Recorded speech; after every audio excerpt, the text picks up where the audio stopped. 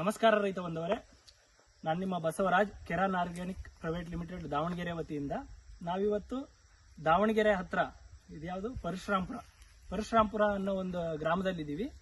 ಈ ರೈತರು ಏನಿದ್ದಾರೆ ನಮ್ಮ ಕೆರಾನ್ ಪ್ರಾಡಕ್ಟ್ ಅನ್ನ 2 ರಿಂದ 3 ವರ್ಷದಿಂದ ಬಳಸ್ತಾ ಇದ್ದಾರೆ ರೆಗ್ಯುಲರ್ ಆಗಿ ತಮ್ಮ ಅಡಿಕೆ ಪ್ಲಾಟಿಗೆ.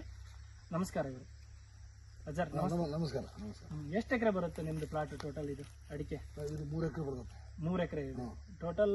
ಅದನ್ನು ಇದನ್ನು ಸೇರಿ ಹೇಳ್ರಿ. ಟೋಟಲ್ ಒಂದು 5 ಎಕರೆ 5 ಎಕರೆ ಬರುತ್ತೆ.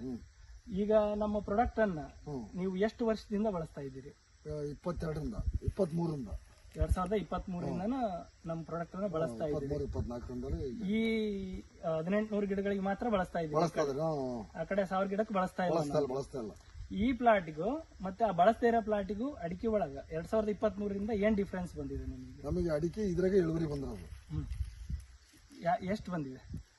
ಈಗ ಅದಕ್ಕೆ ಕಂಪೇರ್ ಮಾಡಿದ್ರೆ ಇದೇ ಒಂದು 200 ಕ್ವಿಂಟಲ್ ಬಂದಂಗೆ ನಮಗಿದು. ಇದಕ್ಕೆ 2023ರಲ್ಲಿ ಎಷ್ಟು ಬಂದಿತ್ತು ಅಡಿಕೆ? ಅವಾಗ 100 ಕ್ವಿಂಟಲ್ ಬಂದಿತ್ತು.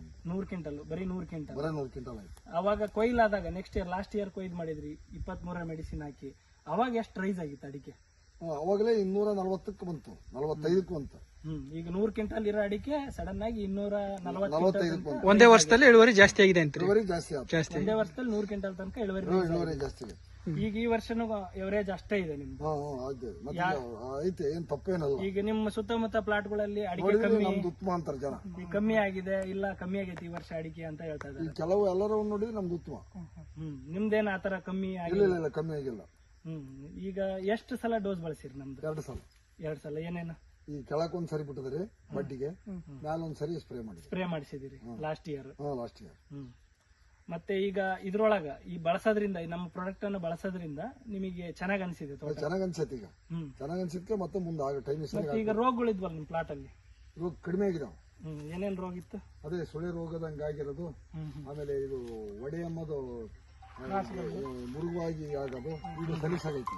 ಗರಿಗಳೆಲ್ಲ ಕೆಳಮಕ್ಕ ಇದ್ದು, ಕ್ರಾಸ್ ಗಣ್ಣಿತ್ತು, ಮೇಲ್ಗಡೆ ಸುಳಿ ಚಿಕ್ಕದಾಗಿತ್ತು. ಈ ರೆಗ್ಯುಲರ್ ಬಳಸ್ತಾ ಇರೋದ್ರಿಂದ ಆ ಪ್ಲಾಟ್ಗಳಲ್ಲಿ ನಾವೇ ನೋಡಿದೀವಿ. ಈಗ ಗಿಡಗಳು ಕೂಡ ಎವರೇಜ್ ನೊಳಗೆ ಕರೆಕ್ಟ್ ಆಗಿದಾವ. ಈಗ ಅದರಲ್ಲೂ ಕೂಡ ಇಳುವರಿ ಚೆನ್ನಾಗಿ ಬರ್ತಾ ಇದೆ. ಈ ರೈತರ ಇದನ್ನೆಲ್ಲ ನಾವು ಬಳಸಕ್ ನೀವು ಕೂಡ ಸಜೆಸ್ಟ್ ಮಾಡ್ತಾ ಇದ್ದೀವಿ. ಧನ್ಯವಾದಗಳು.